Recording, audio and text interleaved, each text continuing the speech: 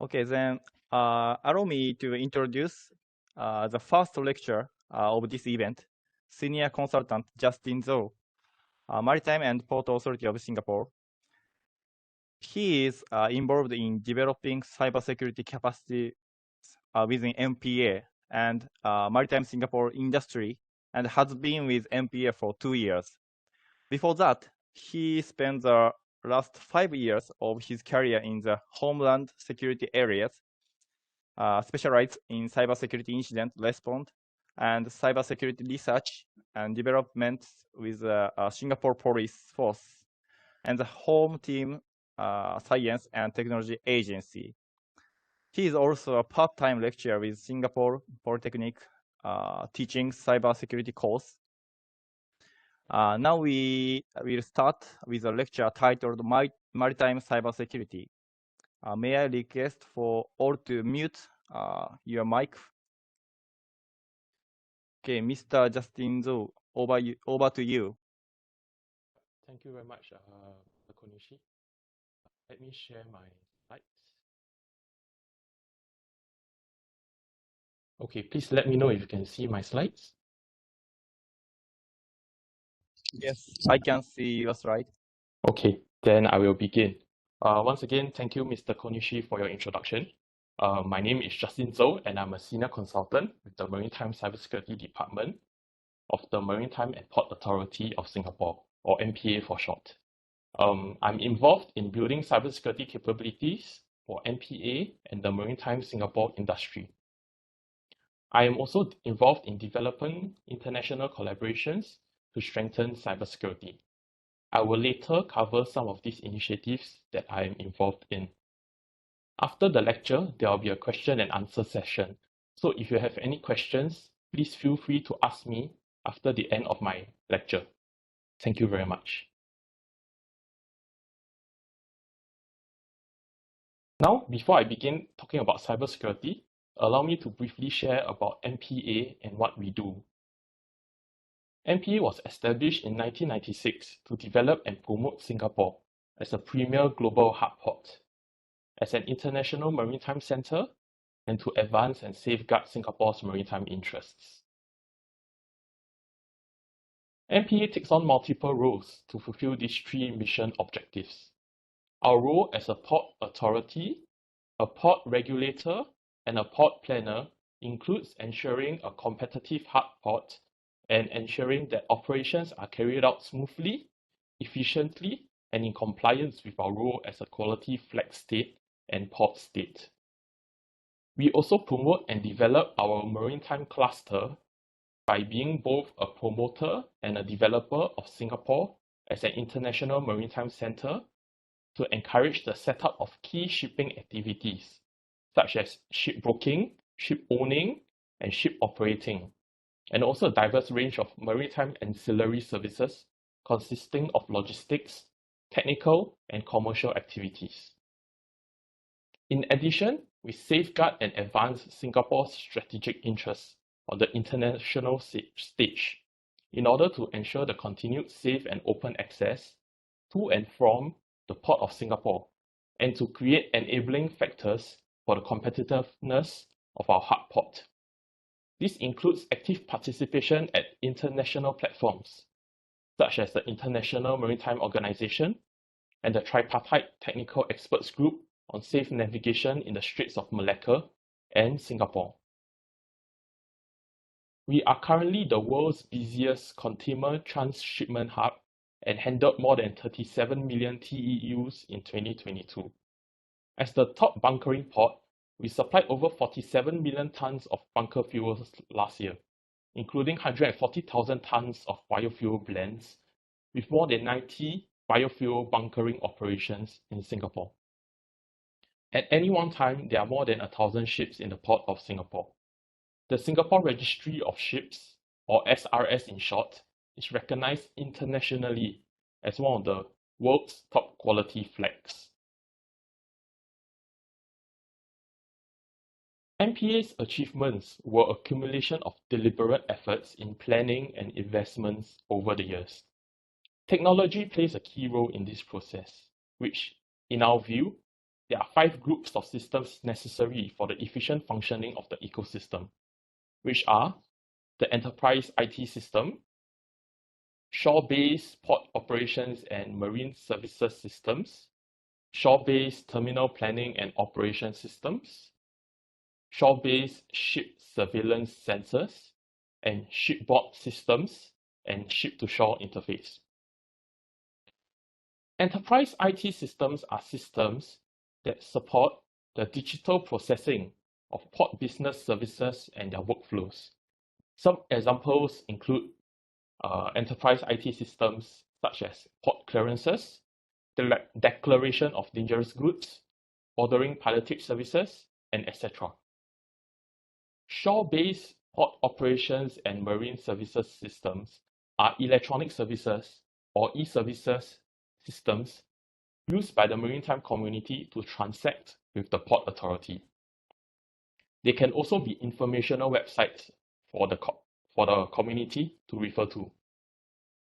Shore-based terminal planning and operation systems are systems such as berth planning and yard planning systems, and equipment such as port terminal gate operations, key cranes, automated guided vehicles, and yard cranes at the port terminals.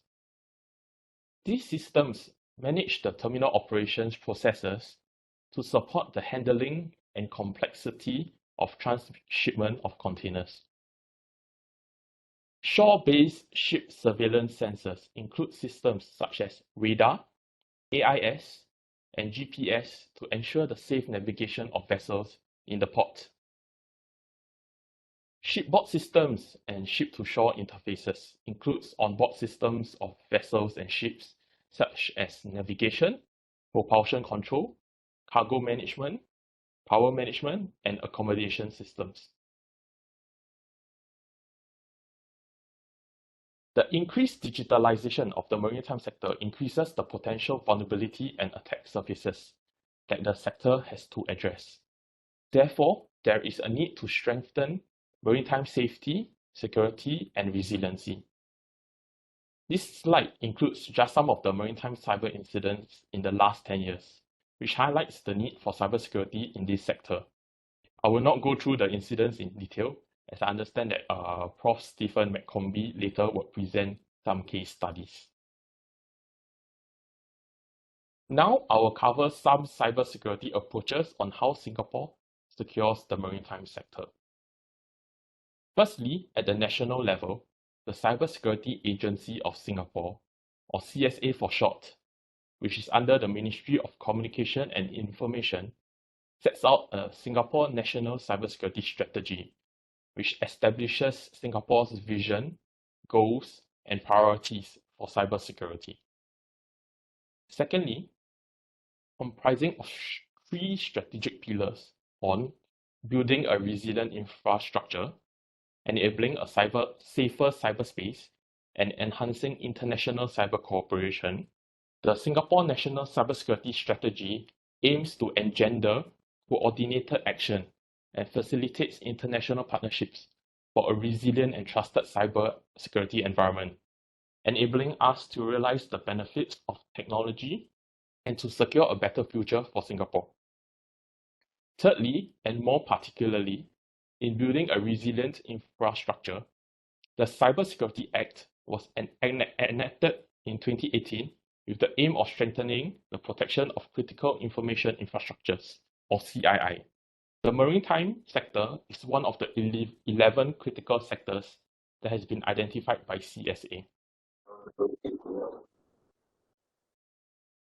Singapore's national cybersecurity efforts is led by CSA, and CSA has announced the launch of its licensing framework for cybersecurity service providers to better safeguard consumers' interests and to improve service provider standards and standing over time.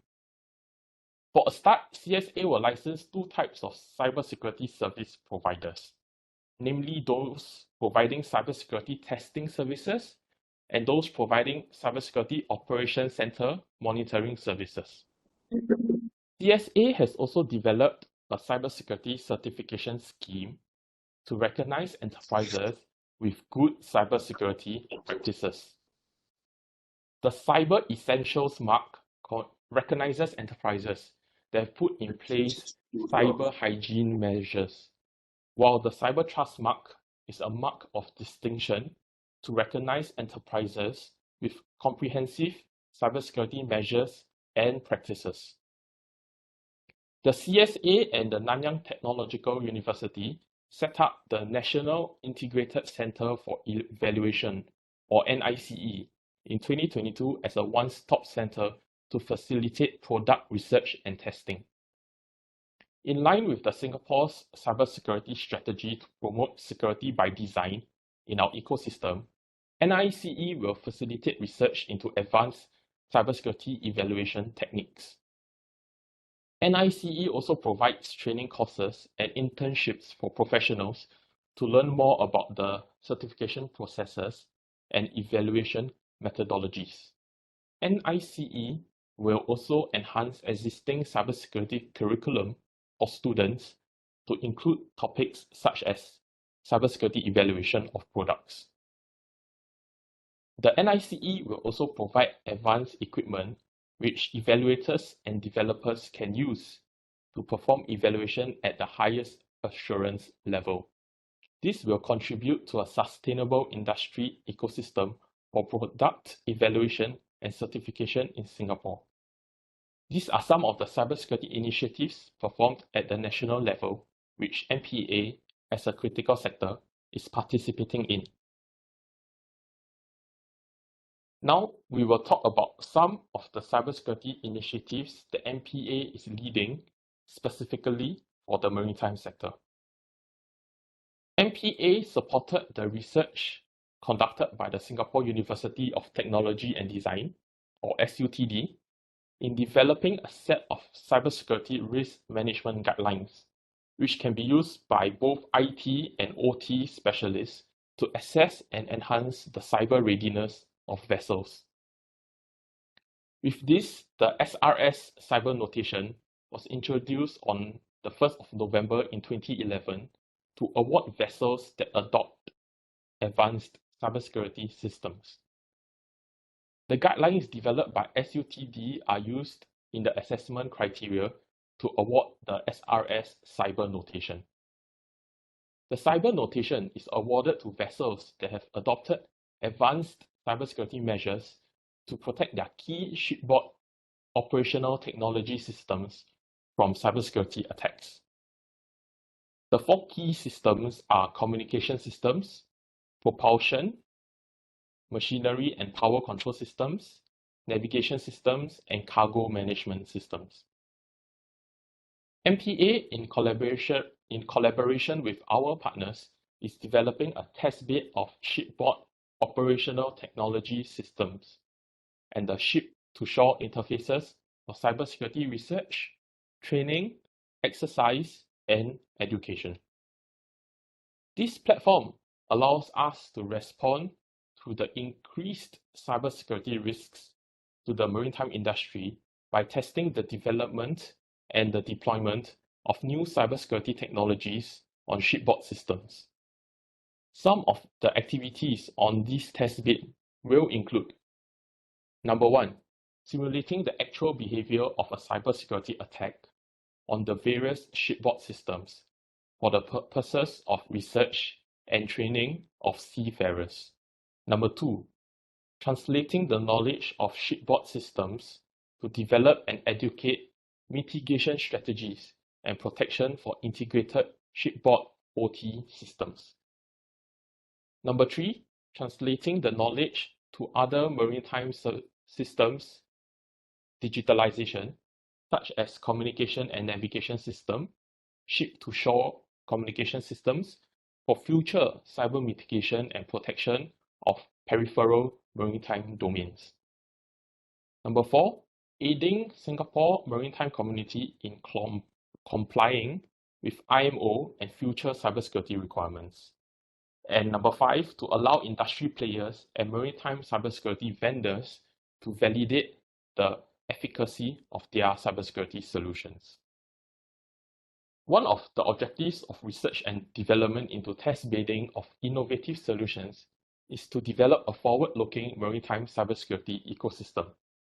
This is done by collaborating with the Singapore Maritime Institute, or SMI, institutes of higher learning based in Singapore, such as the Singapore University of Technology and Design, and including industry players, to embark on a maritime cybersecurity research program.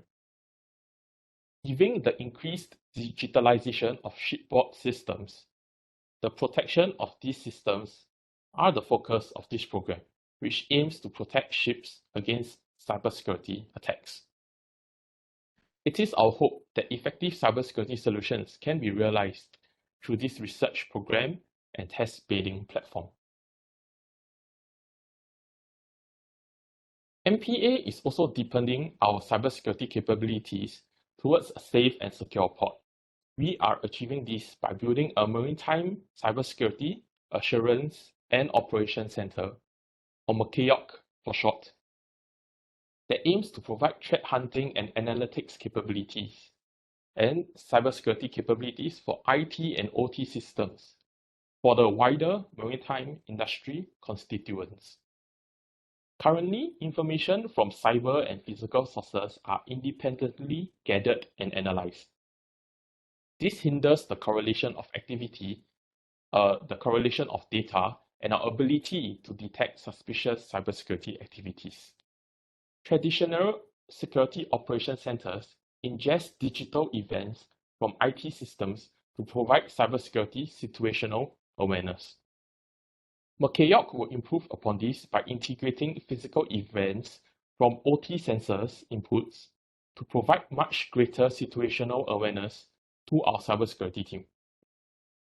This enhances the capability to detect and correlate events so that the resiliency of Singapore's port operations with the industry constituents could be strengthened.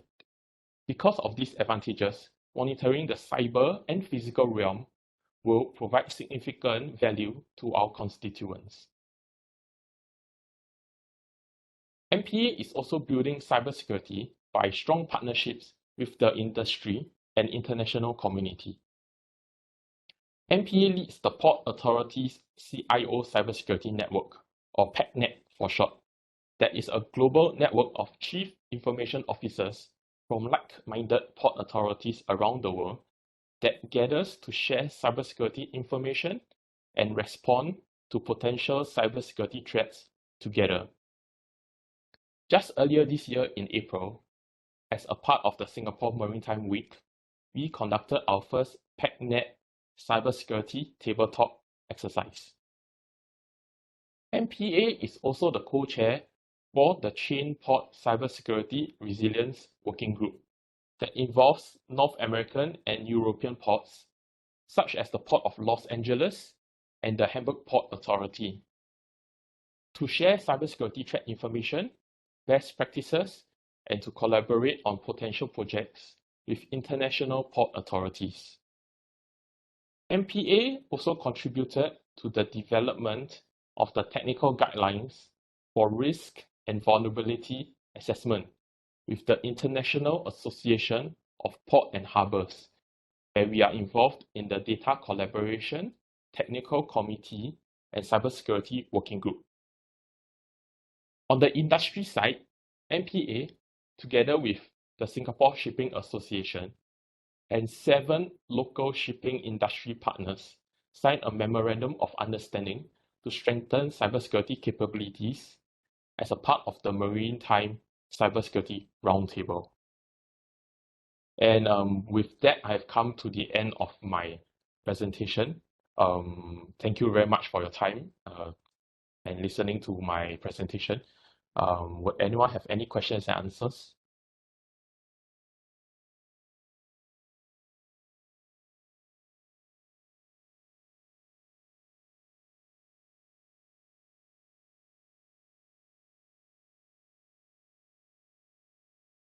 Yeah, I think Mr. Konishi.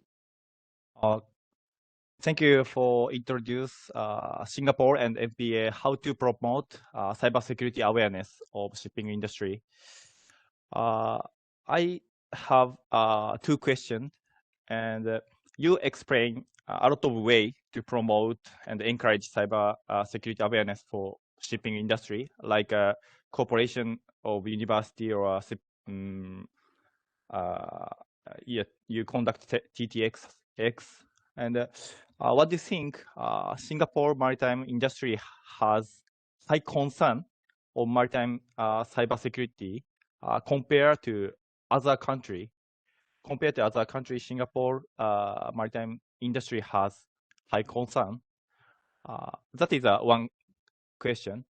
And second question is, if you have any advice to our focal point to promote cybersecurity awareness of their shipping industry, if you have any advice or your opinion, please let us know to how to promote cybersecurity awareness of shipping industry, our focal point country. Thank you. Yeah. Thank you, Mr. Konishi, for your questions. So firstly, if I were to rephrase your question, is what are the concern areas for cybersecurity in Singapore maritime industry? Firstly, I think Singapore being a very busy shipping transshipment hub, there are a lot of maritime activities in this region. So our port waters are very congested. So any potential cybersecurity attacks on any Singapore maritime industry would potentially disrupt the port operations quite significantly. So there is a real need to address cybersecurity concerns, and that starts from awareness and training and awareness of the maritime industry. Because the maritime industry now we are increasingly becoming more digital, and therefore the cybersecurity risks are increasing with this digitalization. That's why we are working with the Singapore Shipping Association on the Maritime Cybersecurity Roundtable. And one of the main initiatives there is to increase this cybersecurity awareness with the SSA members. So about every quarter, we will actually have a meeting with SSA and the shipping industry. And each meeting, there will be cybersecurity sharing. And in fact, cybersecurity industry leaders and vendors would occasionally give talks to the Singapore Shipping Association. And we are also coming out together, MPA together with SSA and some institutes of higher learning. We are coming up with cybersecurity programs so that the shipping industry would increasingly know about the cybersecurity risks and things that they can do to protect themselves. Yeah. And as to your second question, any advice for recap focal point members to on cybersecurity awareness? I think firstly, I think this virtual lecture and what you're doing here is a good start to promote cybersecurity and to give a platform to more people to talk about maritime cybersecurity. And it would be good to include institutes of higher learning, such as universities, because they are really well versed in talking about cybersecurity. You can invite them to more of these virtual lectures, and then they can talk more about maritime cybersecurity. Some of these institutes, like Singapore Polytechnic, they also have short 1 or 2 day courses for maritime cybersecurity specifically. Yeah. And for your own organizations, you can start simply by doing phishing training, because I think, as everyone knows, phishing risks are increasing, where attackers try to send you an email that looks legitimate and ask you to click on a link or download attachment, but those links or attachment might have viruses on it. So what we do in MPA, in fact, all government agencies, we do phishing training, where the cybersecurity team actually sends an email that pretends to be to look legitimate, but actually has a link or attachment that is dangerous, but it's actually not dangerous because it's sent from the cybersecurity team. So when you click on it, it says that you have failed the phishing training, and then please and give you some tips on what to look out for. So we do this about once a year. So after a few years, actually the employees are more wary when they receive unknown emails or attachments. Yep.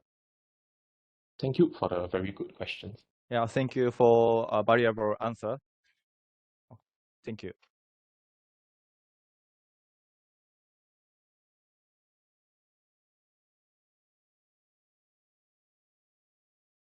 Does anyone have any question?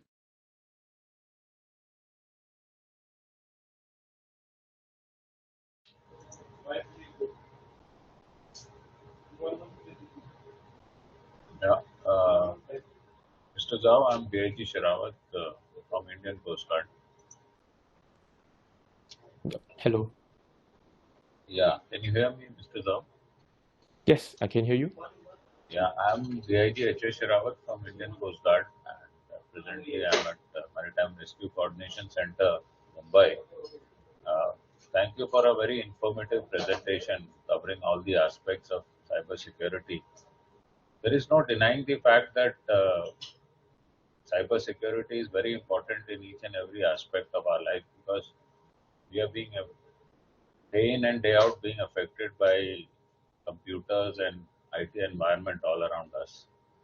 Uh, my question or rather discussion is that in every aspect of our functioning, generally the tendency is uh, uh, not to comply to a certain aspect unless there is some kind of enforcement or some kind of regulatory mechanism. That is the inherent human nature. So, what, in your opinion, should be the regulatory mechanism, especially for the shipping industry? So, what are your views on that? Thank you. Yep. Thank you very much for your question. So on this, on regulatory aspects and the regulated entities complying for compliance sake, in a cybersecurity sense, yes, even in the world, like for example, Singapore has certain cybersecurity regulations. Mm, it is human nature, and most people would just comply or like see it as an Excel spreadsheet and just ticking off all the boxes to meet compliance. But we do feel that what we call security by compliance is not a real cybersecurity at all. So what we also aim to do with these cybersecurity training and awareness programs is to show organizations and companies that there is a real need to protect against cybersecurity threats and that the threats are out there. So firstly, we do want to tell the entities and companies that um, the cybersecurity threat is real out there and that companies are being hacked. So we can see in 2017, for example, Maersk was being hacked, and they are not the only one. And other companies such as classification societies are also being hacked. So this paints the real need for protection. So therefore, they are not just complying, but also to defend themselves for their own sake. Yeah. And many times, I think cybersecurity is quite complex, and many, especially shipping companies, do not have the staff or the expertise to do cybersecurity. That is why MPA, we are coming up with some initiatives to help boost the cybersecurity profiles and posture of these industry entities so that they can be protected together with us. Yeah. So, coming back to your question, there is a need to paint the threats and to let them know that this is for your own sake. This is like any other, like for example, health, your own health of your own body, right?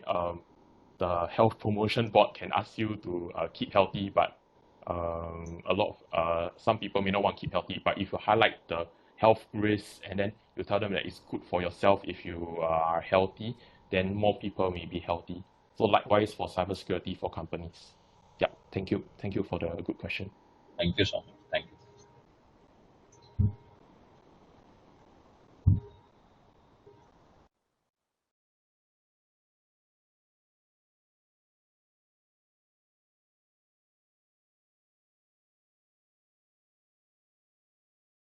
Would anyone else have any other questions?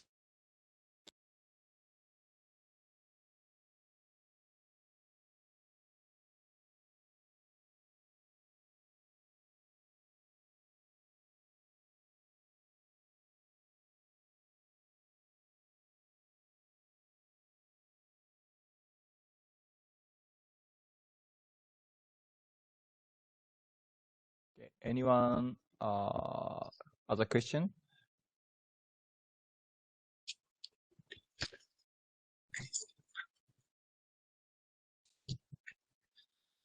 Please, Didi.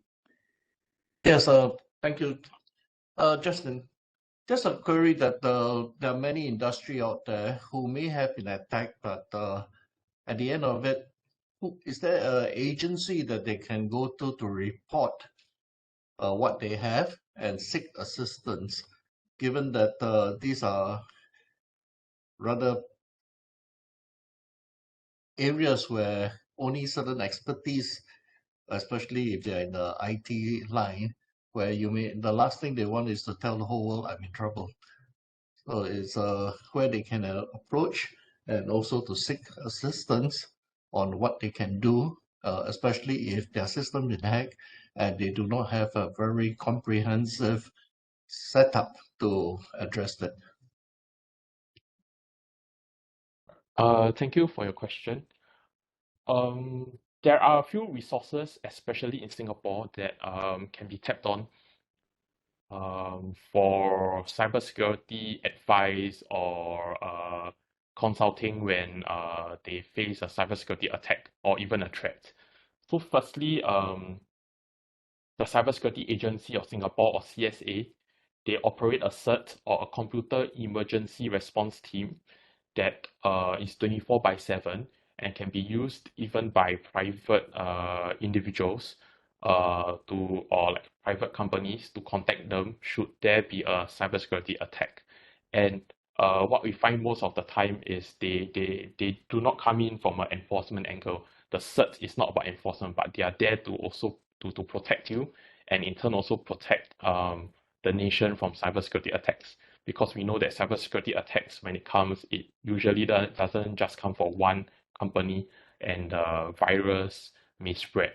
So what they're really interested in is to help protect you or protect any companies or organizations from cybersecurity attacks. So that is the CSA's CERT, CERT. If there are data breaches, there is also the PDPC or PDPA that you may contact. But yeah, they for data breaches, but those as you mentioned, a lot of companies, they may not want to tell the whole world about their cybersecurity incidents. Yes, and for some SMEs, if they do get hacked and they do need help in restoring their systems or recovering from a cybersecurity attack, and they may not have the in-house expertise, there are actually companies out there that provide digital forensics and incident response services, although this may come with a fee. So you can hire them as external consultants or external help services to come in and help recover your company from a cybersecurity attack. So these are some avenues. And in the future, when the Merkeops project that we're talking about, once it is fully operational come 2025, industry constituents can join this project, join us, and we will warn you if there may be an impending cybersecurity threat. And we also can give you some advice on some ways to protect yourself and how to recover from an incident should you face any incident. Yeah, these are just some of the ways that you can address it. Thank you.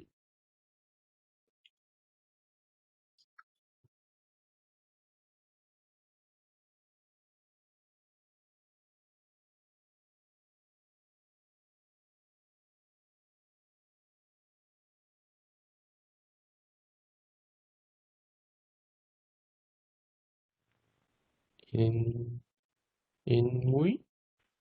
Yeah. Yes.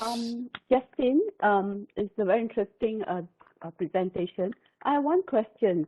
Singapore being the maritime so-called hub, does Singapore have this international kind of linkages with the other countries or the other maritime ports in the world in sharing of best practices with regards to maritime cybersecurity? Because I believe that this issue is not just within Singapore itself, because other countries, they may have more in-depth or other areas of studies and research that Singapore can learn from and where we can leverage on their strength. Thank you. Yeah, thank you for your very good question. Exactly as you have mentioned, cybersecurity is not just a Singaporean threat, but a global threat. And the maritime business is also global as ship sails around the world. So it is definitely an international thing to be addressed internationally. So we are in at least two groups. So the PACNet, which is the Port Authority CIO Cybersecurity Roundtable, and also the Chain Port, which are two networks with fellow port authorities around the world, including American ports, European ports, Asian ports. So we do have quarterly meetings where we'll get together and talk about the latest cybersecurity threats, and we also talk about share some cybersecurity info with one another. And actually, these port authorities around the world conduct learning trips to their countries to learn more about their ports. So last year, I was in South Korea, the port of Busan, for a learning trip actually as part of the Chain Port initiative. And during Singapore Maritime Week this year, we actually brought in some of our counterparts from these networks to Singapore to see the Port of Singapore and to talk about cybersecurity and to have the cybersecurity tabletop exercise. And just to highlight an example of how these international networks work and exactly how it helped Singapore, back in 2017 when the NotPetya virus was spreading around the world, actually the Port of Rotterdam noticed this virus first and informed Singapore. And because they informed Singapore before the virus spread to Singapore, we actually managed to block and mitigate that virus even before it hit Singapore. So this is the kind of information sharing that we want. And if we do see anything, we do inform the other port authorities around the world, and they can take their own action to defend themselves against the threat. Yeah, thank you. Thank you. That is a very good initiative. Thank you very much. Thank you.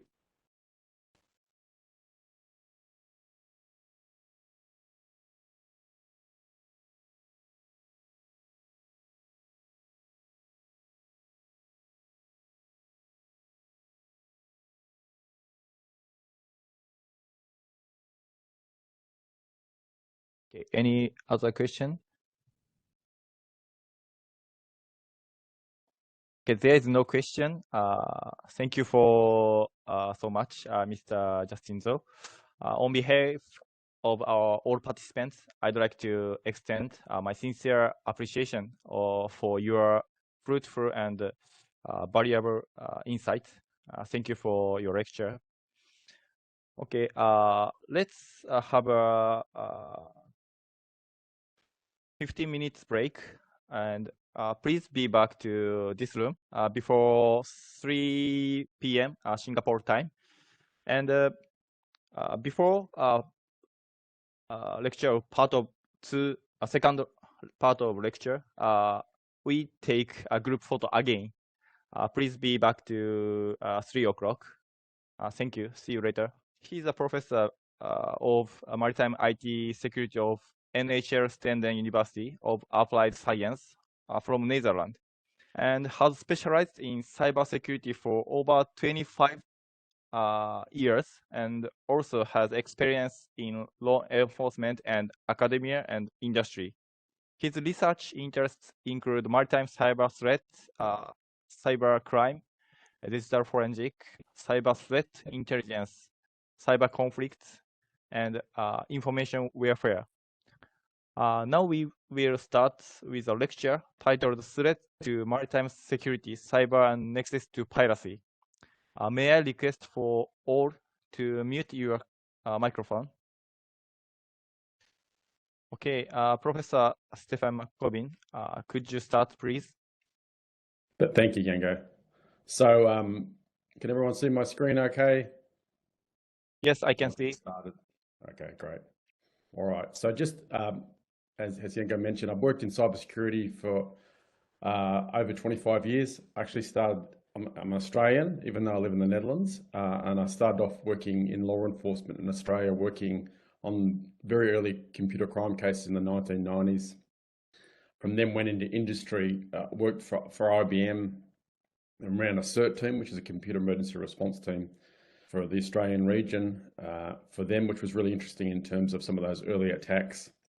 And from that, I was actually involved in investigating a lot of attacks against Australian banks. And I did such a good job, I actually got headhunted to set up a team at National Australia Bank, which was at the time was Australia's biggest bank. And basically what was happening was groups out of Russia and Ukraine were targeting Australian banks. In fact, the first banks in the world to be targeted that way with these phishing attacks. So very important understanding those threat actors. I worked for a number of other organisations that weren't necessarily dealing with cyber criminals. Some were dealing with state-sponsored attacks. And that was quite different. I was also lucky enough to work for RSA Security doing consulting. And that was a great opportunity because it gave me exposure to a lot of organisations. And in fact, my job was for this Asia Pacific region. So I travelled all over visiting companies, helping them set up their cybersecurity capability, particularly around incident response, intelligence, that type of thing. Through this period, I was very, very interested in understanding more about threat actors in the cyberspace. And as a result, I went back and did my PhD in computer science and looked at those early attacks against Australian banks. And that's what my thesis was about. And I've really carried through that philosophy to my research, that you need to understand the threat actors involved to be able to understand what's going to happen in the future. And cyber threat intelligence is really important. So that's really been key. And this is what I brought to my new job at NHL Stenden in the Netherlands, which is maritime IT security, but effectively any cybersecurity issues in the maritime sector we focus on.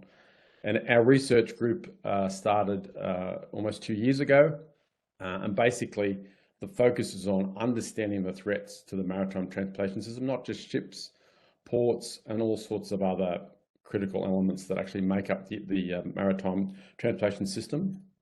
And we're very lucky at NHL Stenden because basically I work within the IT Academy and the Computer Science Academy.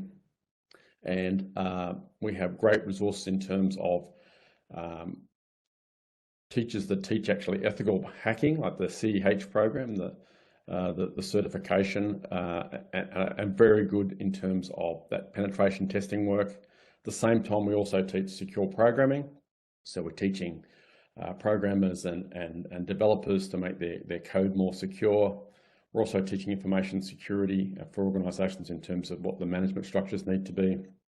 So we've got a fantastic resource in terms of those traditional cybersecurity skills.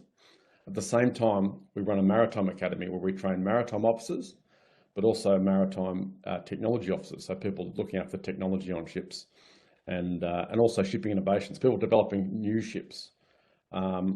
And then another area we have is also what we call serious gaming, which is about running simulations to help train or to explore problems with the interactions in certain environments. And in our case, I'll talk about it in a second, about some of the stuff we're doing with our bridge simulators, but also with tabletop exercises for broader exercises. We also have another area called cyber safety, which is basically about the human factor, looking at the human factor in cybersecurity, and that's really key. So by leveraging across all these different areas and drawing staff for our research group across these different areas, we've got this research group. And we've got sort of 3 major projects we look at. One is, which I'll talk on first, about building a database of known maritime cybersecurity incidents. The second one is building a honeynet to collect information in the wild about attacks. I'll talk about these in a bit more detail as I go. And the third is these simulations that I mentioned, which I'll talk about. Obviously, I want to tie it back to the issues of piracy at sea, and there's some really interesting stuff we actually found building our database. But first, let me talk more generally about the threat, and I apologise if I'm duplicating anything that Justin said. I just caught the end of his presentation, but I suppose it's probably good reinforcement to hear from a very different environment. From the Netherlands, from someone who's been a researcher in cybersecurity for 25 years, it's the same sort of messages about the threats to the maritime. So obviously, the maritime network's really critical, and any sort of blockage can cause really serious problems, both in terms of our economies, but also in terms of security, in national security. So in a way, it's a really critical industry for every nation internationally, and also from a security perspective. And the problem with this industry is that while it accounts for 80% of the world's cargo and 70% of global trade, the fleets themselves are actually aging. Some 38% of oil tankers and 59% of general cargo ships are more than 20 years old. And that technology on them is getting old and is vulnerable, and has been shown to be vulnerable to attacks. So we've got a very critical industry with very outdated technology. At the same time, the maturity in the maritime cyber sector is quite low. BIMCO and Safety at Sea did a survey in 2020, and they said that 31% of maritime organisations experienced a cyber attack, up from 24% in 2019. You'll see the numbers we've collected in terms of incident. There has been an increase. Interestingly, which I was quite surprised when I read this, more than half think that the biggest vulnerability is the staff and the people, not their IT systems. Whilst interestingly, before we talk about the fact that the IT systems are old. And I tend to agree with this, because in a lot of ways, we look across cybersecurity threats. I think back to phishing attacks against banks. It's the people element that's really important. So I suppose that's somewhat relevant. But having said, despite the fact 52% say that their biggest cyber vulnerability is their people, only 16% actually conduct cyber drills. And obviously cyber drills are about being better prepared. Another interesting survey that was done by the International Chamber of Shipping, they had basically asked people what the level of rate of cyber incidents was in their organisation, and there was a massive difference between what operational people said and what the C-suite said. In fact, twice as many incidents that the operational people talked about than the C-suite.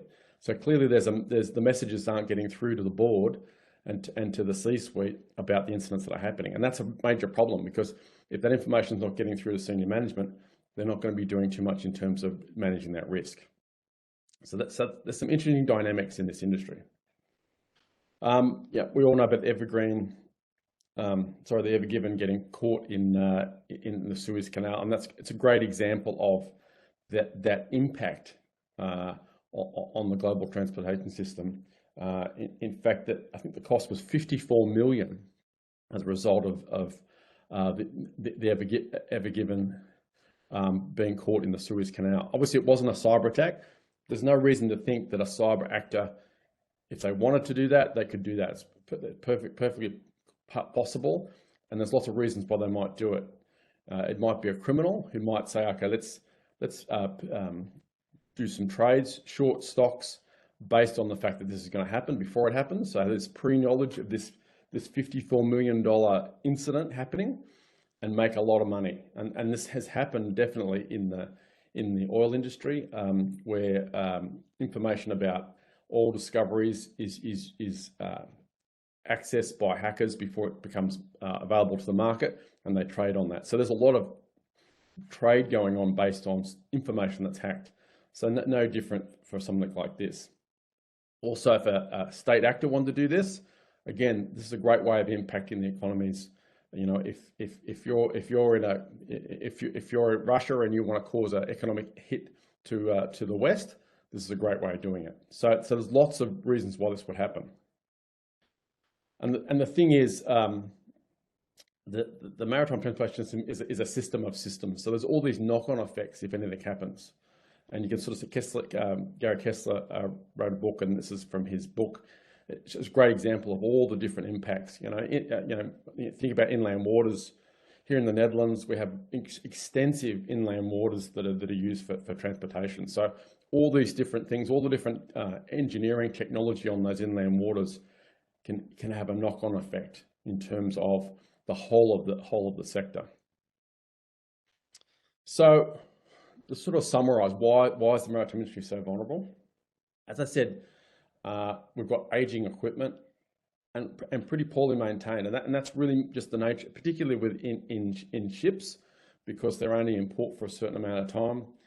But we're even building systems now on old technology. So there's systems being built on Windows 7, which we wouldn't use in a land-based environment, but they use on ships because of that backward compatibility they want. So it's a real problem in terms of the technology there.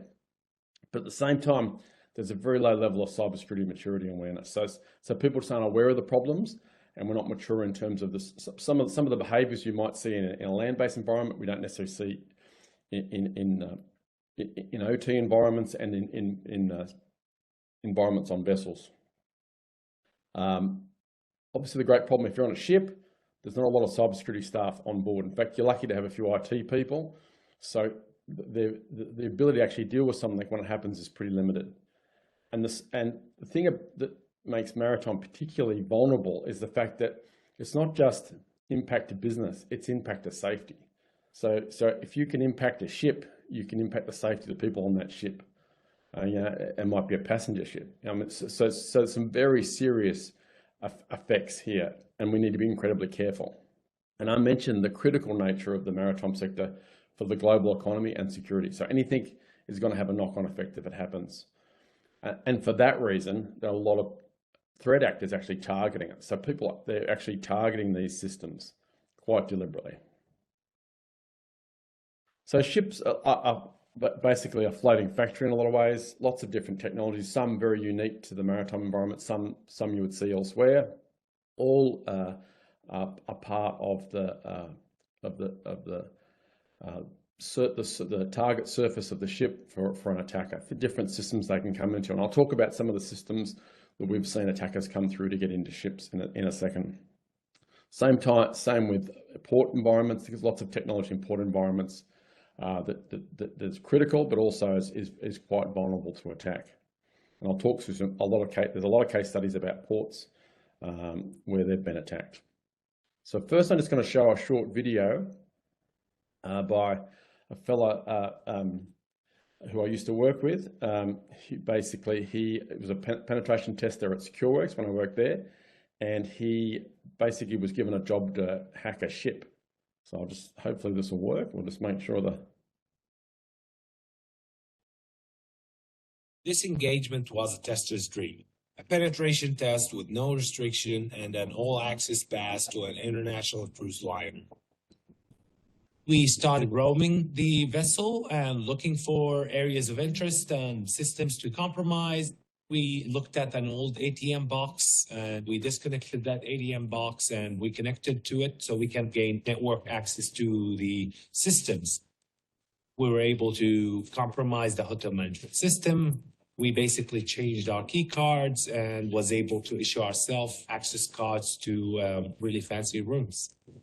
We could have also changed the credit cards that our access cards are connected to and put in $100,000 to $500,000, and we could have been going on a shopping spree. With the high level of access that we gained to the cruise ship systems, a motivated attacker could have access to ship's operational control systems and caused a major incident. Fortunately, this simulated attack allowed the cruise line to identify their weaknesses and address them before they could be exploited in the wild.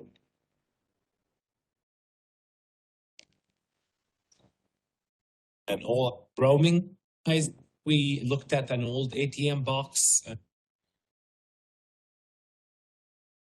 Sorry, I'm just having trouble getting out of that loop. 1 second.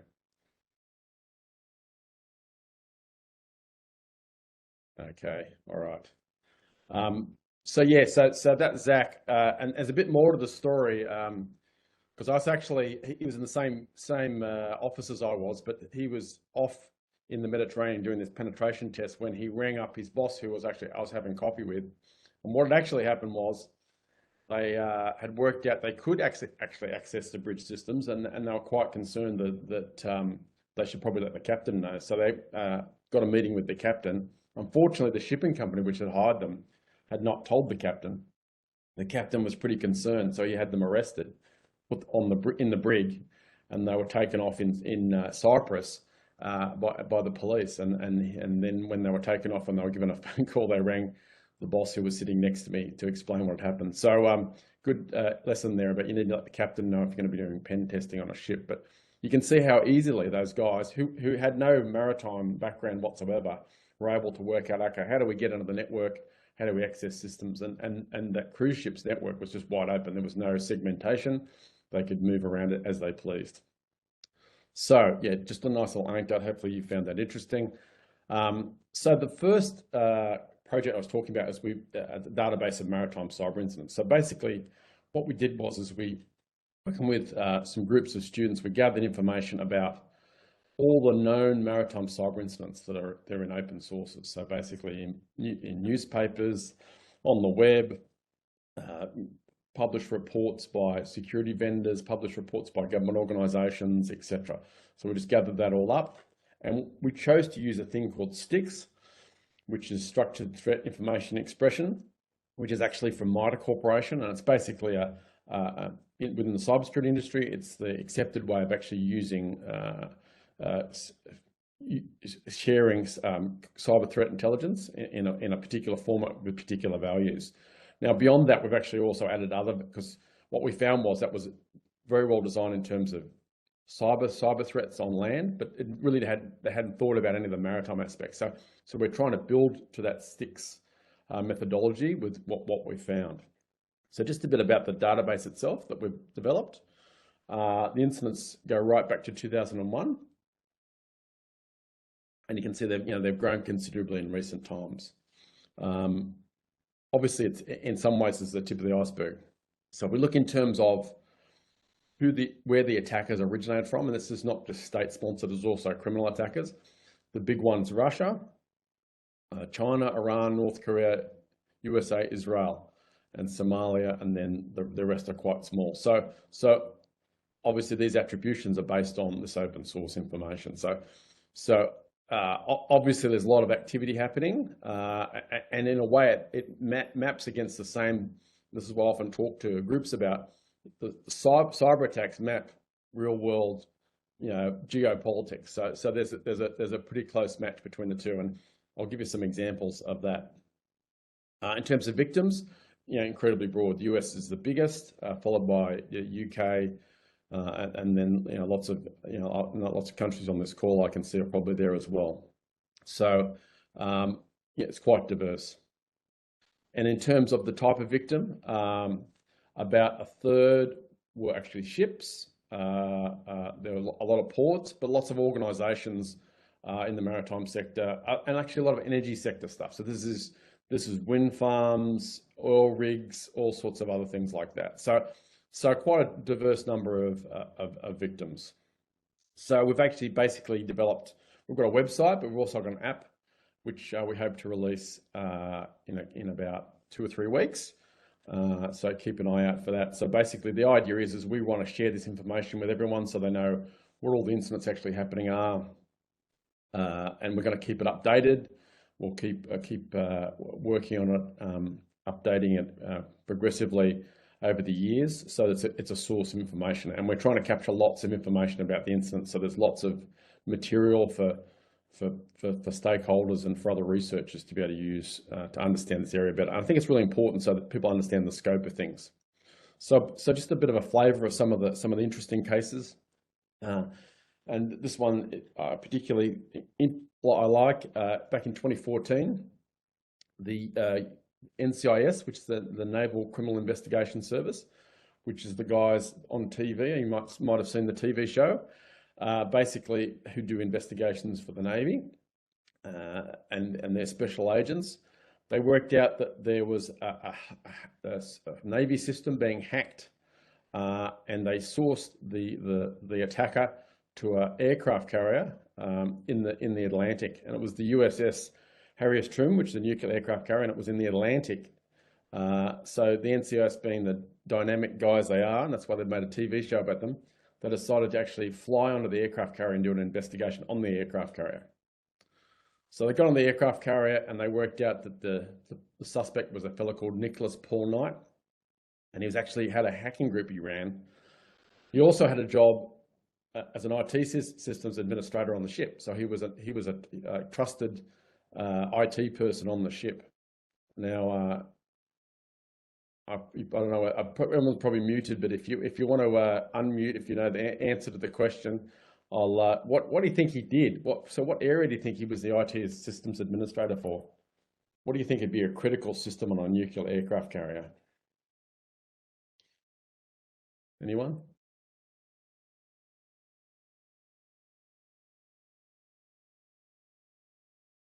The reactor. Yeah, reactor, correct. He ran the reactor. So yeah, so pretty critical. So yeah, so that got the NCIS pretty excited. So yeah, so they end up setting like a trap for him. They basically set up a database server that he could compromise, and he did that on the aircraft carrier while they were there, and they nabbed him at the keyboard basically, and he went to jail for 2 years. And you might say, also, what's the interest of this story? The point is, insider attacks happen in the maritime environment too.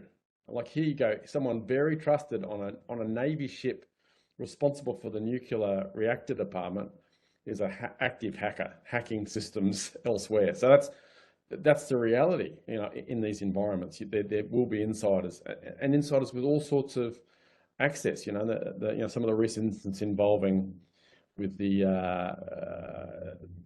in the US with secret intelligence being leaked by an IT administrator just this year. This stuff happens, and the same stuff happens in the maritime environment. So another big problem is with navigation systems. Obviously, they're really critical in terms of safe navigation. In 2016, the North Koreans jammed a whole bunch of GPS signals in South Korea, and basically 70 fishing vessels actually were forced to return to port. So there's a big problem, and there's been a series of these attacks, this GPS jamming. You can actually, there's a thing, GPS jam online, you can look at, and it shows you where there's a high level of GPS interference. Interestingly, right now, there's a lot in Moscow. I think apparently that's something to do with drones that are coming from Ukraine or other places. But yeah, it's really interesting challenge, because in terms of safety, knowing your correct location is really important in the maritime sector, but in lots of other areas as well. And this is becoming a big problem. I know particularly the Netherlands government's particularly concerned about it. Another incident from 2019, a deep draft vessel going into New York was actually stopped by the US Coast Guard, and they actually sent a team on board. The US Coast Guard have some pretty good resources. They actually have a big cybersecurity team, and they're able to fly people on board and do an investigation. And they worked out that the ship had been compromised, and they were very concerned that the cybersecurity measures in place weren't really weren't appropriate, and there were critical vessel control systems with vulnerabilities in. So this could have ended really badly. Just a great example of a public case about where a ship has been impacted. I think Justin mentioned NotPetya, which I think is a really interesting case. I think he was saying that the Port of Rotterdam contacted Singapore, which is good. Just a couple of points about NotPetya. NotPetya was actually targeted at the Ukrainians. It was targeted at a thing called MEDOCS, which was a finance program. And basically it impacted all these systems in Ukraine. It was actually on the National Constitution Day of Ukraine, so it was done very deliberately to impact this national holiday. And in fact, the head of the intelligence service was blown up and killed in his car the same day. So there was a whole bunch of physical stuff happening as well. But the maritime part was Maersk, who has an office in Odessa, had MEDOCS in their office. As a result, this update with malware in it went to their systems as well. They had a flat network, went right across their entire network took out 149 of their 150 Active Directory servers, and basically they had to completely rebuild their network back from scratch. And I think the costs, the losses were something like 300 million. I think that was a lowball estimate of the costs. But the point is, they were not the target. This is completely collateral damage. So if they can cause 300 million damage just by accident, imagine what they can do if they're actually targeting an organization. And obviously, you know, if you look closely, you know, what the impact in Ukraine, who were the ultimate targets, it gives you a better idea. So again, as I mentioned, a lot of stuff in cyber, you know, reflects the geopolitical situation, and obviously there's a lot of friction between Israel and Iran. And basically, in 2020, there was a attack by the Iranians on a Israeli water facility. I know that's got nothing to do with maritime; that's to do with fresh water. But the Israelis decided to respond to that by doing a cyber attack on one of the major ports in Iran, and basically shut it down. They basically had to shift completely to manual management of loading and unloading of the port. So basically, the idea was, from the Israeli perspective, as the quote says here, "We will continue to use our diverse array of military tools and unique warfare methods to hurt the enemy." So and I'm not trying to beat up Israel or Iran or anyone else. This is about the fact that nation states have the capability of using these tools against maritime facilities in this way, as a way of doing something, not bombing, but doing a cyber attack. So these things will happen. I mean, they've happened in the past too. So it's important to remember that. Interestingly though, this thing escalated, and then in July 2020, an oil tanker, which was managed by an Israeli-owned shipping firm, was actually attacked by drones, and 2 of the crew were killed. So there's this sort of tit-for-tat stuff going on. So we need to remember, if there's a conflict in the real world, there'll be a conflict in the cyber world, you know, because it's such a great tool for organizations, for countries.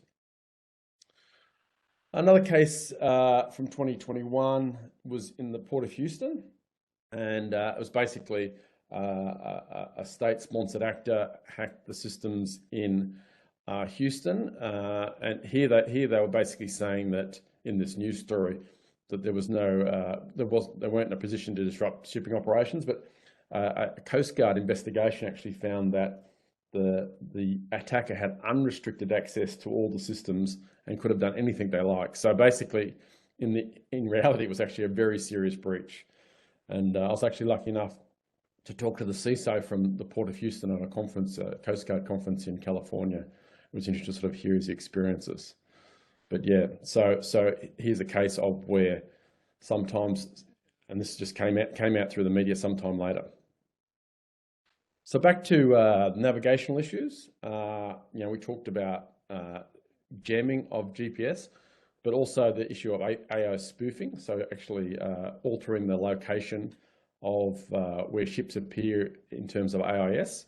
There's a lot of history of this, particularly against the navies of NATO countries. Here's a whole bunch of ships here from the British Navy, from the Belgian Navy, and other NATO Netherlands as well, being moved right from one side of Ireland to the other with fake IIS signals.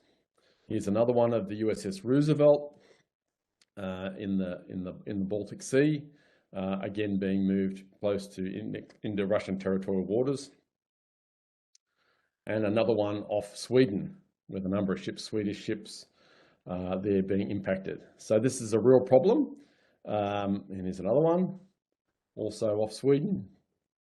But probably the most interesting case, or most dynamic case, I suppose, in recent times was in 2021.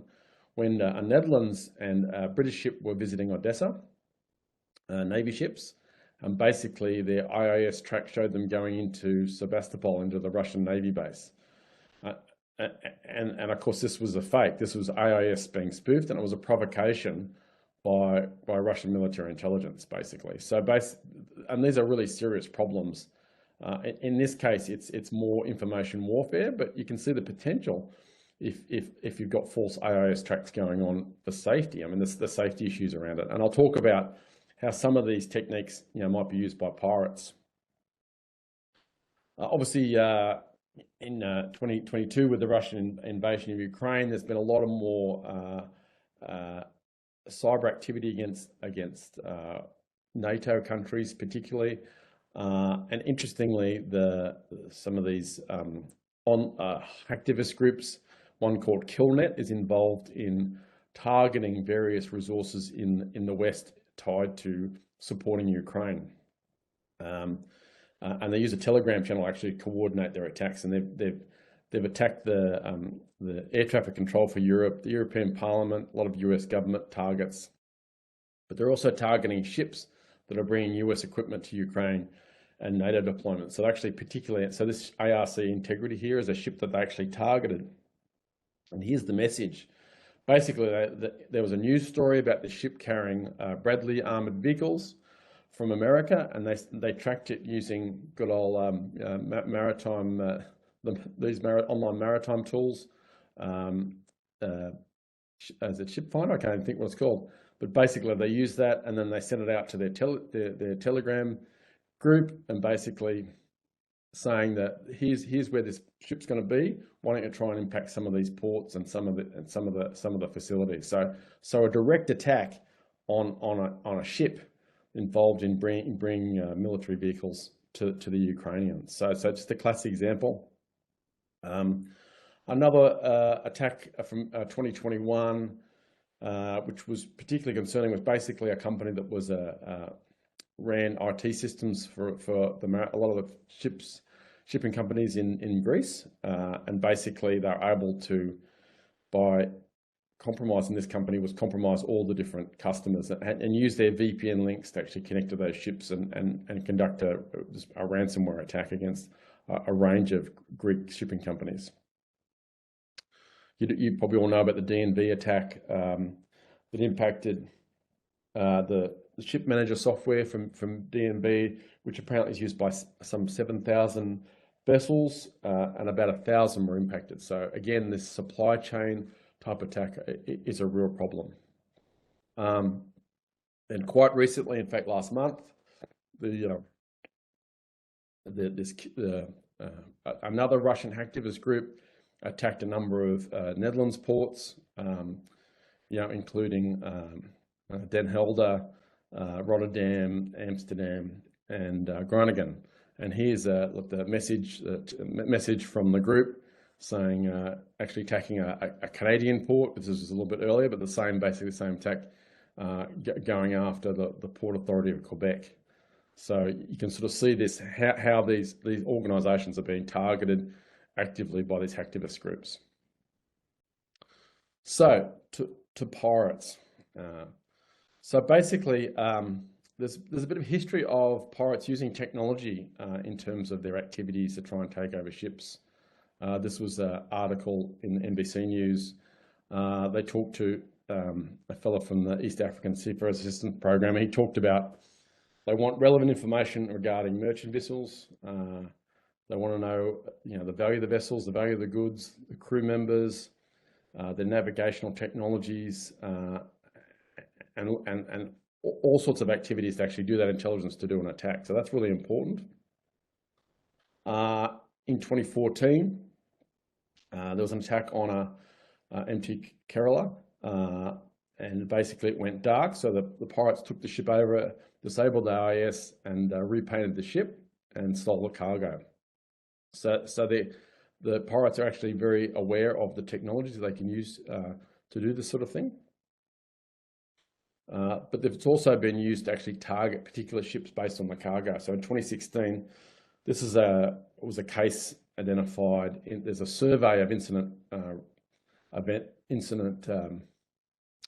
by Verizon each year, the data breach investigation report, and basically it talks about all the different incidents. And in 2016 report, they talked about this attack where pirates gained access to a content management system of a company. They were able to see what the cargo was of all the ships, and they targeted a particular ship based on the cargo that it actually had. So again, They're using it to gather intelligence to do attacks.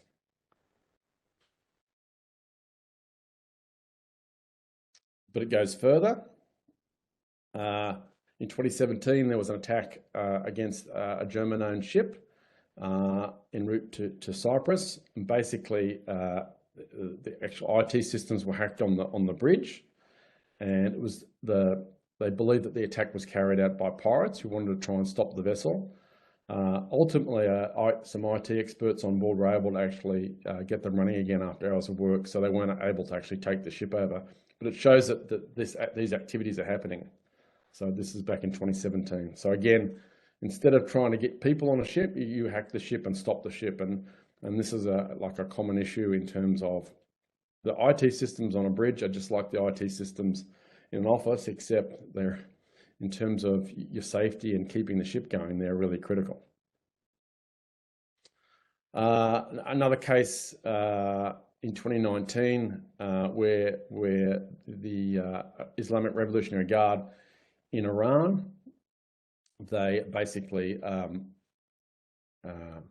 faked AIS data for a ship Stena Piro, and it ended up going into Iranian waters, and they took control of it. So by tricking a ship as to its actual location, they were able to actually effectively do a nation-state pirate act. But basically, you can see the importance of, if ships don't know exactly where they are, they can fall to this type of attack. Now, there's a very good paper by some guys from the University of Genoa I saw, and they were looking at threats to autonomous shipping. Now, one of the challenges with autonomous ships is obviously there's no crew, so they need to be able to deal with all sorts of situations. One particular aspect is they need to avoid collisions, but they need to do it in a predictable way. So they need to do it in a way that the other ship can predict, so that you know where they're going to go if there's a potential collision. The problem with that is that an attacker can use that to their advantage. So in this example, what the researchers did is they said, okay, let's have a fake IAS track of a ship that the autonomous ship will pick up. The autonomous ship will do its collision avoidance in a very predictable way. And they said, we want to take it to a particular location so we can take it over or board it or do whatever, put it into some sort of danger.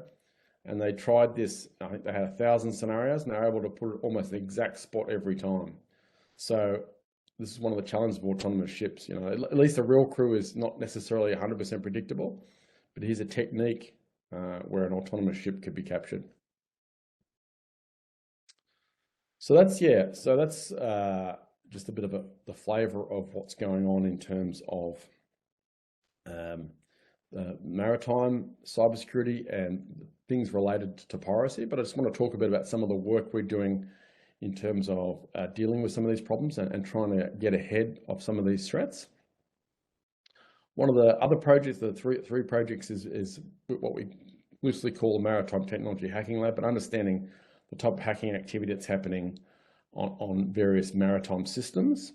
And a really important part of this is actually building what we call as a honeynet. And a honeynet is basically, it's a network set up with intentional vulnerabilities and a decoy effectively to attract hackers. So we actually want hackers to hack it, and we want to trick them into going into it. And a honeynet is just a series of individual honeypot systems. And they've been around a long time, but they have never been used to duplicate a ship. And basically, our model is to replicate a CTEL system and basically have that as the way that the attackers can come in. And so a ship at sea with a vulnerable CTEL system that you can scan, that thing called Showdown, you probably would have seen. You can actually scan for these systems and see where they're available. And again, there are a lot of vulnerabilities reported in these systems, and you're able to go to the console over the internet and actually, without even logging in on certain versions, you can actually see a whole bunch of information about where they are, what the ship is. In this case, you know, you can actually see what the actual location is. So this is our way into our fake ship, the ship that we want to trick people to come in to look at. And the beauty of this is, what we want to do is, obviously we've got all this information about potential attacks. Public source attacks that have been in public sources. Here's an opportunity to actually understand attacks that are happening right now on the wire. So actually be able to look at the hackers as they're doing these attacks. Obviously, making a ship something look like a real ship to a hacker is quite complicated. So that's something we're actually looking at in terms of they've got to have a proper track where they're traveling, AIS track. They've got to have the sort of network connection you expect with satellite or wherever they are. So there's a whole bunch of technology we actually have to look at. So that's one thing we're doing. Another aspect is, which I mentioned, is these cyber incident simulations. We're doing a few things. We're doing crew simulations using our bridges, and we're also looking at a couple of scenarios involving pirate attacks as well in a cyber scenario, but also tabletops. So yeah, this is one of the bridge simulators at Terskelling in the North Sea that we have. And you can see here the bridge, but also the control center where we can actually observe crews on the bridge. And this is the particular ship we were using for the exercise, which I'll show you in a second, where there's a cyber attack on board. So I'll just show you a short video. We zijn vandaag bij het Maritiem Instituut Willem Barents om een kijkje te nemen in de scheepssimulator met een cybersecurity scenario. Vanuit de kustwacht zijn we hier heel erg in geïnteresseerd, omdat wij risico's zien op de Noordzee met schepen die mogelijk het slachtoffer worden van een cyberhack of spoofing of jamming. En wij willen als kustwacht ons goed voorbereiden op dat soort scenario's om goed te kunnen optreden als het zich in het echt voordoet. Schepen in brand, motorstoringen, gewonde bemanningsleden, dat kunnen wij heel goed handelen. Daar zijn onze mensen ook goed in getraind. Een cyberaanval is echt iets anders. En dat behoeft ook een andere approach, een andere manier om daarmee om te gaan. En dat begint met het herkennen dat het überhaupt een cyberaanval is. En dat betekent al dat je andere middelen in gang moet zetten, andere mensen moet aanboren om in actie te komen, dan bij een gewoon motorstoring of iets dergelijks. En dat herkennen is ook een van de dingen die wij onze mensen, waar we onze mensen in willen trainen. En dat is ook iets wat we hopen met dergelijke simulatortrainingen te kunnen bewerkstelligen. Today we're going to put the Netherlands Coast Guard through a realistic cyber attack on a ship using our simulator here at Terskelling. The idea is firstly to give them an experience of what it's like having a cyber attack and having to respond to that. Also for us to observe how they behave, how they communicate under those situations, and then when they do lose control, how they actually deal with that. So firstly, what's going to happen is there's going to be certain things that don't seem to be quite right with control. The ship isn't quite going straight. They may not notice this, but eventually the actus will actually disappear and a ransomware screen will come up. And then a continuation of the incident is another screen comes up on another computer asking for a ransom to stop the ransomware attacking with details they need to contact.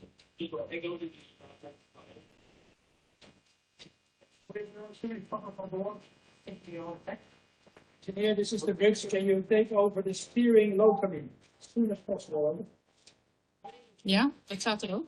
Dat zei ik je al. We moeten 6 minuten naar 11 betaald hebben. So as the scenario goes on, they'll try to stop the ship. They'll try to put the anchor down, but they'll realize that they haven't got control, and that's when the scenario will stop. Als bemanning ben je heel erg aan het vechten om de controle over je schip te houden en uit te zoeken wat je wel en niet kan vertrouwen. En daarin zie je dat de meldingen die je naar buiten doet, dat is sporadisch, vluchtig, snel, we moeten er even tussendoor en erbij. Die meldingen zijn dus niet volledig. En als je aan de andere kant zit, dan is het dus ook een beetje gissen van wat nou eigenlijk de boodschap was die uitgezonden werd op het moment dat je dat zo heel snel naar buiten brengt. Met wat je hier doet, kunnen wij dus als kustwacht ook ons werk beter doen. Omdat we beter begrijpen wat die kapitein doormaakt, wat die stuurman doormaakt. Dus wat dat betreft was het een hele leuke oefening. So you can see, it was quite a useful exercise. And what we're trying to do is develop some scenarios with pirates attacking ships using AIS to trick crews to allow them to close within a certain distance or or to move to locations where they can be attacked. So it's a really useful tool. But we're also developing a table of exercises, and that's what we did after this with the Coast Guard, where we worked in their operations centre and we had the scenario that we used in the ship, but actually for the people responding from the operations centre in the Coast Guard. So there's a lot of great work we can do. One of the things that I just want to make in terms of these types of attacks is you don't actually have to completely disable a ship. You don't have to completely, make a ship, have a problem. You just have to confuse the crew. You just have to look at, and when we were doing our database, we found these incidents involving the US Navy, which weren't cyber attacks, but initially were thought to be cyber attacks. And just reading the accident reports is many incidents are a matter of human error. And if you look at and these two attacks, there was quite a number of people died, so they were incredibly serious. If you look at marine accidents, they're largely as a result of human error. So an attacker doesn't just actually have to completely impact the ship, they just have to confuse the crew. And in fact, in these US Navy incidents, there was a lot of issues because they weren't using AIS, and that was actually confusing for the other ships that they end up colliding with. So I'd just say you don't necessarily have to have a slam dunk attack. Something pretty simple that confuses a crew can actually cause a lot of impact, and particularly if a pirate's just trying to catch a crew off guard. With that, I think I'm almost on time. So yeah, if there's any questions, I'm more than happy to answer them. I might just go to my slides here. So yeah, so sorry, that was a lot of information, but yeah, hopefully that was of interest. And I apologise if there's any duplication with Justin talking about some of those cases, but as I say, it's good, probably good reinforcement.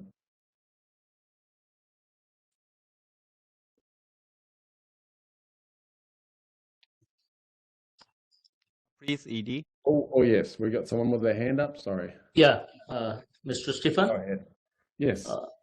Thanks for the wonderful presentation insight of the incidents that has taken place over the years, and your experience has been well noticed on the field of the cybersecurity. Having said that, most of my questions which I had in my mind about paralyzing the ship out at sea by the tech-savvy criminals, more so pronounced pirates these days, trying to attack the ship at 630 nautical miles and beyond the waters for meeting their ends. I would like to know from your data, how many ships have been attacked by the pirates for meeting their ends of for the ransom or stealing the cargo, one, and what measures are the shipping company and the shipping industry need to take to prevent the occurrence? Though yes, you made a mention there are simulator trainings and so many things. There are do's and don'ts, which if it is there published, or if it is published, we would like to know about it so that it can be circulated to the maritime community as a beginning for what they should be prepared for. Thank you. Sure, no, great questions. Yeah, so in our public databases, there's the number's probably small, but there's probably 10 incidents that involve pirates. The problem with our database, and I recognise it's really the tip of the iceberg, because obviously many cases don't make it to the public sources, but the fact that we can identify 10, that's a good start. And I suppose what we're trying to do is encourage organisations to share information about these attacks. The other problem is this confusion element, that there may well be lots of attacks where the crew don't realise that the problems with their systems are actually a cyber attack. So the numbers in the database are low. I mean, the total database is only about 160 incidents, so it's still a significant number within there. But I think again, it's as I was talking about, it's about understanding the threat actors themselves and how they're using the technology, rather than having the opposite view of like, oh, okay, it's a technology issue. It's a people issue. It's a people, but they're using the technology. In terms of the second part of your question, yeah, I think one of the really important things, obviously I've talked a lot about, is actually running drills, and that's one of the things which was interesting in the survey I talked about, that despite the organisations saying 50% of the problem by far the highest problem they identified was the people and their knowledge and how they're dealing with things. There's only 15% were actually doing drills, and you know, I'm not a maritime person, but I know there's a lot of work done in terms of, you know, being prepared for all sorts of events like fires on board, other events. So that same sort of attitude has to be towards cyber, and we need to be able to give crews drills that they can do. We need to run through exercises so they know what they can. I mean, there's obviously not unlimited things crews can do in a cyber event, but there's certainly things that are going to help. One of the great challenges we identified, certainly when we did work with the Coast Guard and others, is the fact that what you communicate back to the port authority, to the shipping company, is really important to help them solve the problem. And usually, you know, it's a bit like, you know, we always in Australia we say people's hair's on fire. That they really don't necessarily communicate a lot of useful information. And by having drills, by practicing that, they can do that in a really structured way. And we had a great experience working with the Coast Guard and seeing them how methodical they are in terms of dealing with it, whatever incident it is. Obviously, they too need to develop their cybersecurity knowledge, but having crews used to actually communicating in those situations, I think, is really important.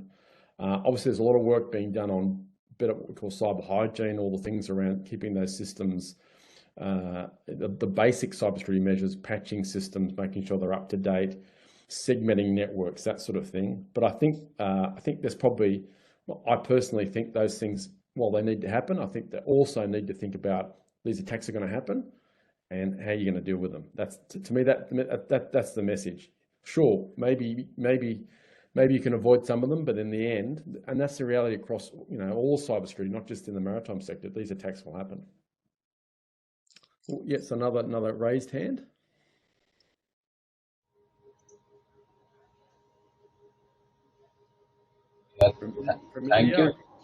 Thank you, Stephen, for a wonderful and great.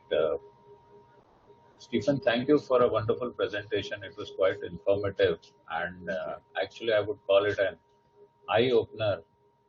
I'm the officer in charge of the Maritime Rescue Coordination Center here at Mumbai, in India, and I'm particularly keen about the information you showed about AIS spoofing, because as a maritime rescue coordinator, I'm largely dependent on the AIS data which we get.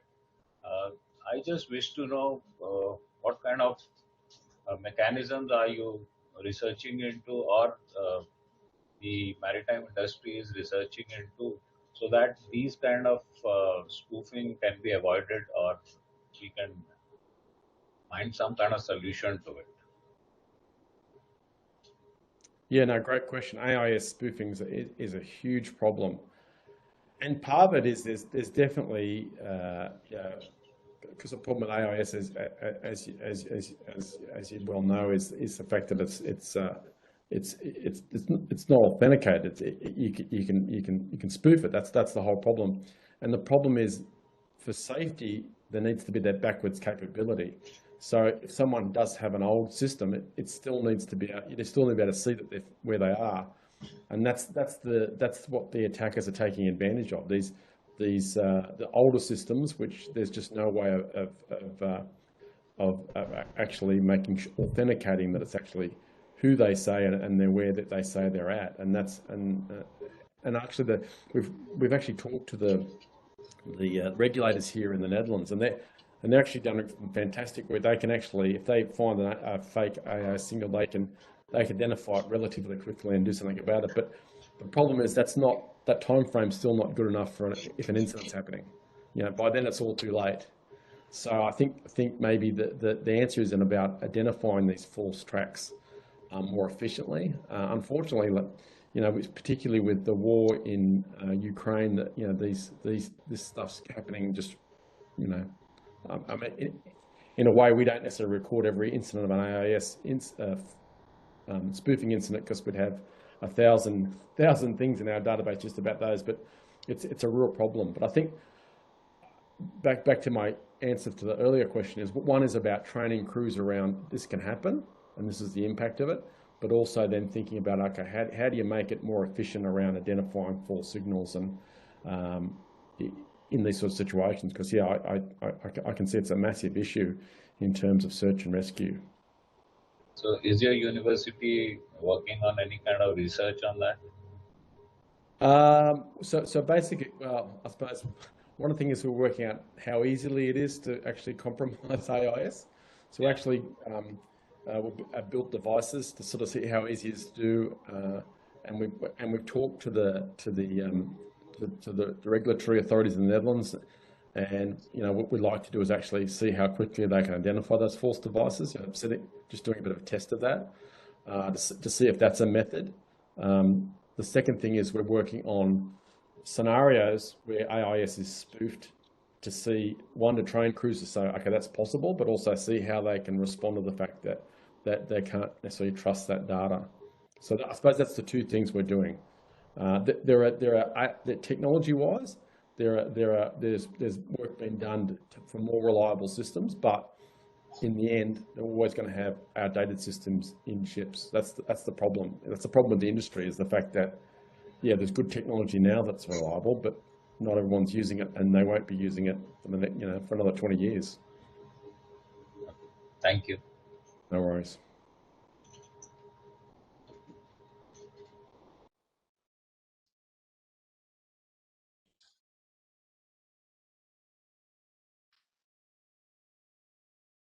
Oh, yeah, another question? Oh, from Shingo?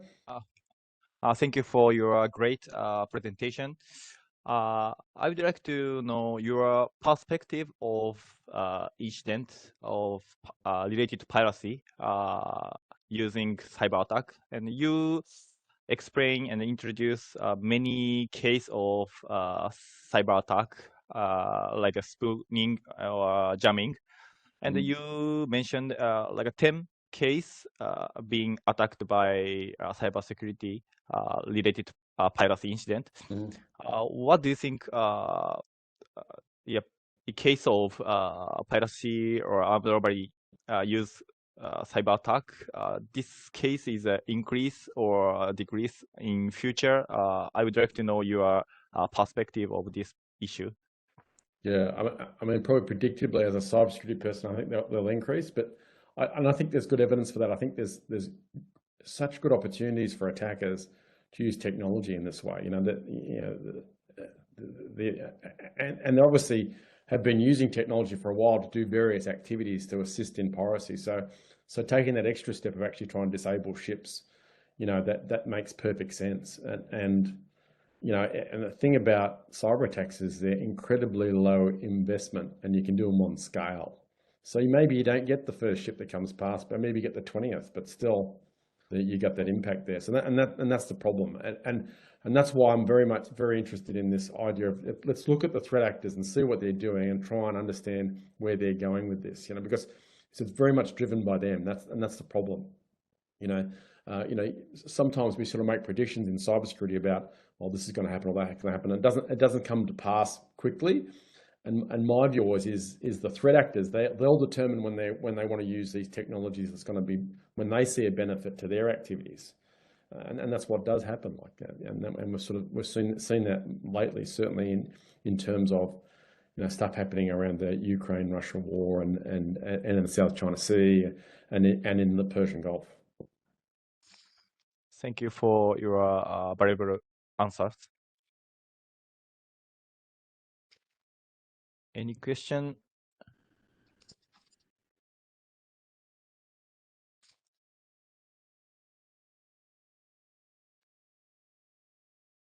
Okay, thank you for Mr. Stefan. Now time is 4 o'clock. I would like to finish your lecture. And this is the end of today's program. And on behalf of all participants, I'd like to extend my sincere appreciation for your fruitful and invaluable lecture. Thank you again. Thank you for your time. And last but not least, let me inform that we will posting the recorded video of this lecture on our website. So please inform your colleague for focal points, your colleague, and encourage them to do self-learning through watching this valuable and fruitful lecture. Okay, now let me conclude this virtual lecture. Thank you all once again, and for take part in. I'm looking forward to seeing you again the next event. Thank you again.